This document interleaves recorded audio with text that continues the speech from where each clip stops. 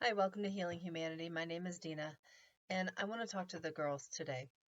If you're a guy, feel free to listen. There's some message later on that will help you as well. But I listened to a video this morning by somebody that I follow occasionally, and he was talking about how 17, 18, 19-year olds, even 21-year-olds that are struggling are um, using websites to be able to secure a sugar daddy. And I really started thinking about that and how perhaps financially that might help, but it's only temporary.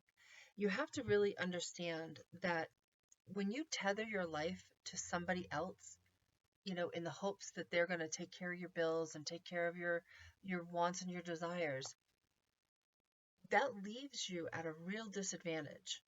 And you may ask, well, how come? I'm getting my bills paid, I'm getting everything taken care of. Because most of the time we become not only subservient to whatever their needs and wants are, and we have to eventually ignore our own, but we become lazy. And laziness leads to failure. There's just no other way to put it. What's really important is to understand that you have to build skills, you have to build your confidence, and it takes time. I mean, I started, oh God, I was like, I probably started when I was 13 years old, you know, learning how to love myself, learning how to incorporate comfortable change into my life, learning how to understand what empowerment meant, what power meant, what leadership meant, what managing meant. It's all different. And learning how to manage myself. I wasn't always good at it. It's taken a long time to get to where I'm at right now. I didn't always have control over my emotions. But, you know, it, like I said, it takes time. We have to build the confidence. We have to build income for ourselves. And then build the kind of life that you want and that you deserve, but not off the back of somebody else.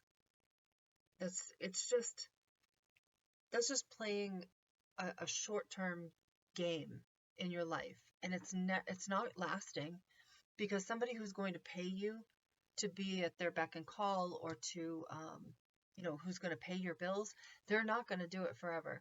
Likely they're married, likely you're just a fling, most likely they are going to do this with someone else who's going to be better than you.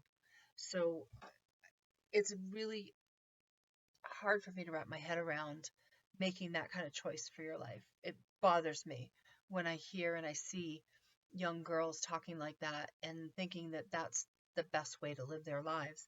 Because every time, and I wish I had known this earlier in life, but every time you have a sexual encounter with someone, it does connect you spiritually to that person. And trust me when I tell you that that's not always a good thing. Um, we hear a lot of, find a man who has money, and then that's supposed to be your saving grace. Well, what about finding you? What about finding your power, your stability in life, your ability to take care of yourself? And then if you want to find a man with money, absolutely go for it. Um, but that shouldn't be your driving force for your life. You should be your driving force for your life, your benefit, your growth, your power, your income. So you don't have to count on anyone else ever. Real power is actually becoming someone that nobody else can control. And that's the most important thing in this, in growth for ourselves. And I think upholding your own integrity and loving yourself enough not to put yourself in situations like that is, I think it's failing a lot of our younger generation, but we really need to bring it back.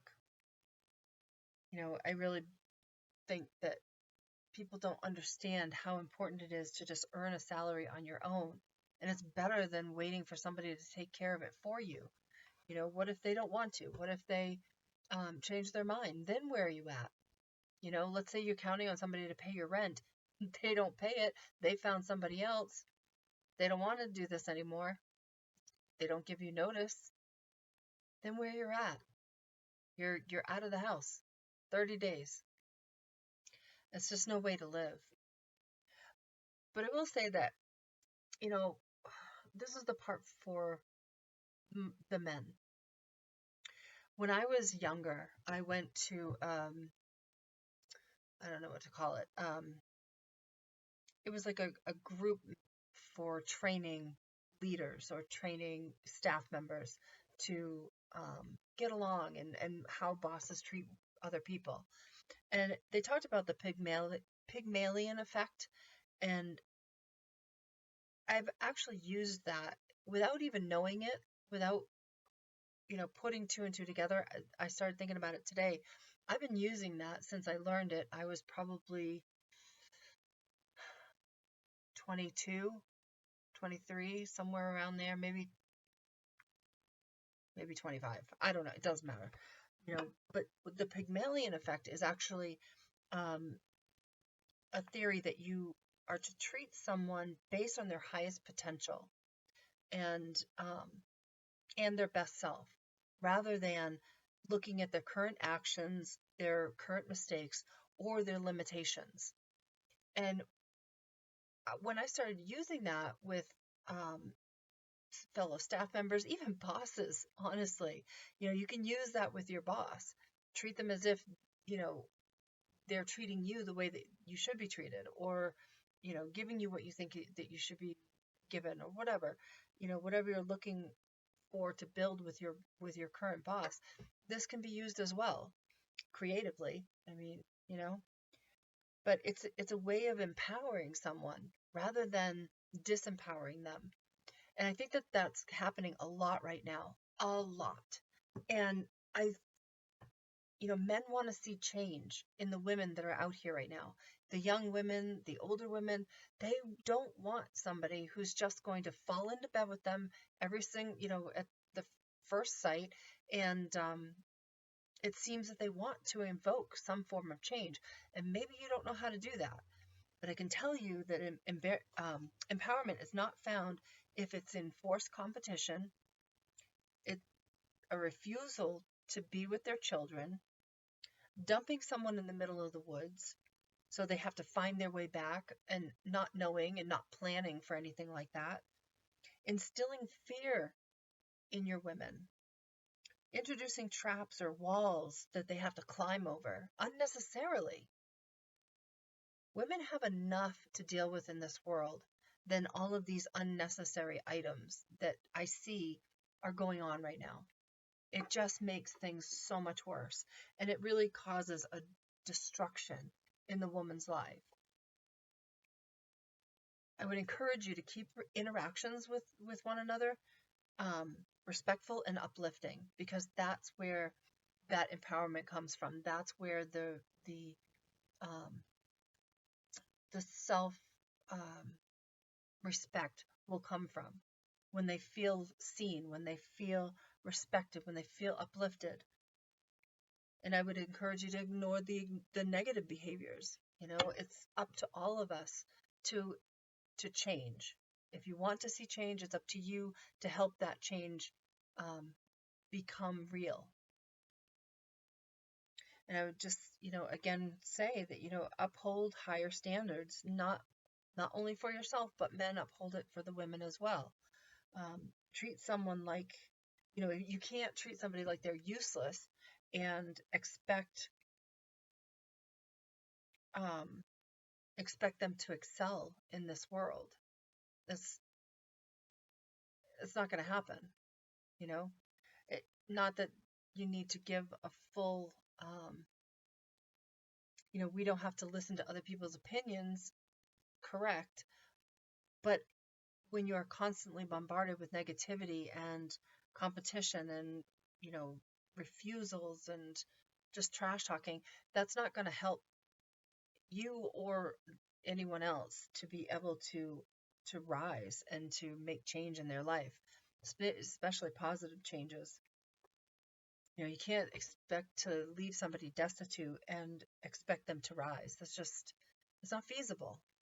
And I see that happening all over the place. Expectations are skewed, and how we treat one another seems to be just as screwed up. But I would also say that, ladies, you can't take the easy road. You not and expect dignity and respect. And what you do now at 17, 18, 21, what you do during these times of your life will drastically affect the rest of your life. Because even if you live in a large city, there are pockets of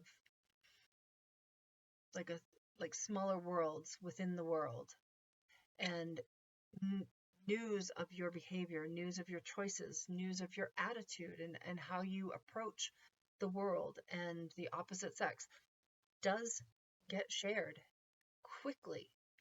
And so I would just really encourage you to just to focus on yourself, build those skills, seek places to build skills that you don't have. If you feel inferior, find ways to build that confidence.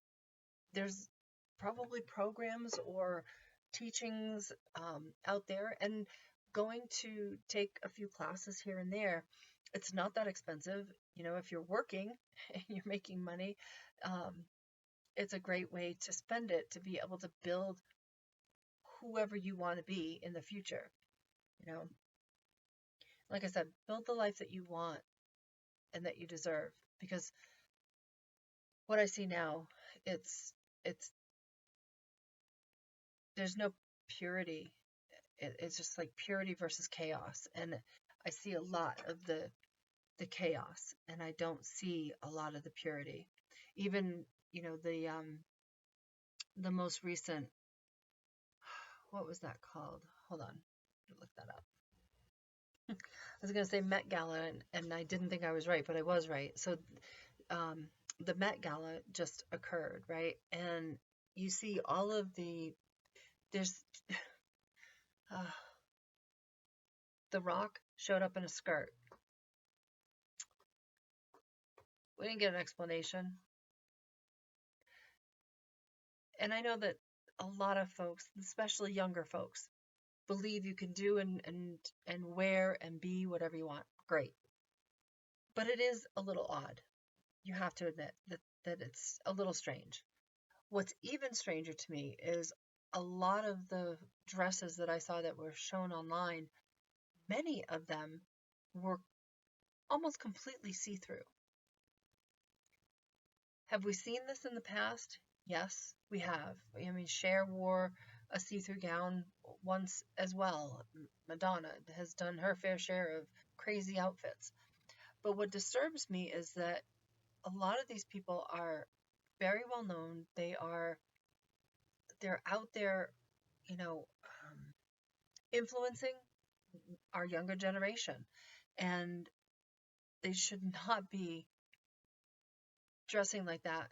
And it's not the first time that I've seen these people dressing in this particular way. It's happening in fashion shows. It's happening at the Met Gala, and I'm sure it's happening in other places. But it's disturbing to me because it's not showing women that you need to hold things to yourself. When you put yourself all out there, and they already know what they're getting. There's no need for them to want anything other than possibly a sexual relationship with you. I would just say, just be very cautious on who you look up to and who you allow to guide your ideas of what's acceptable and what's not.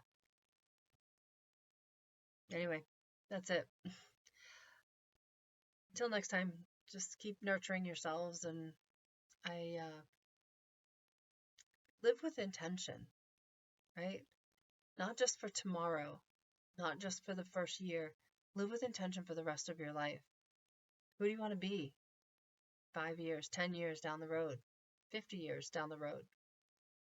Build that within yourself and keep healing.